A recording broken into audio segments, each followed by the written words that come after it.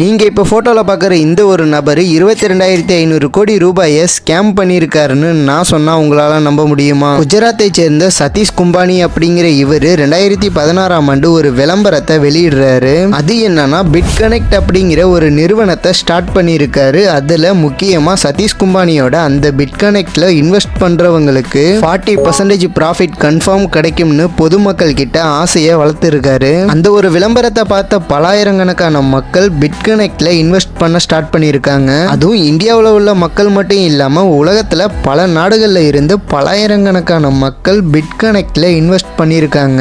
Starting என்னவோ சதீஷ் சொன்ன மாதிரியே 40% ப்ராஃபிட்டை கொடுத்திருக்காரு. அதை பார்த்த மக்களும் கோடி கணக்கில் இந்த ஒரு கிரிப்டோ கரன்சில இன்வெஸ்ட் பண்ணியிருக்காங்க. அந்த சமயம் தான் அமெரிக்காவில் உள்ள பிட்காயின் நிறுவனம் இது எப்படி சாத்தியம்னு சதீஷை பார்த்து சந்தேகப்பட ஆரம்பிச்சாங்க. அப்போதான் கொஞ்ச நாட்கள்லயே பொதுமக்களுக்கு சதீஷ் கும்பானி பண்ற ஒரு ஸ்கேம் வெளி உலகத்துக்கு தெரிய வந்திருக்குது.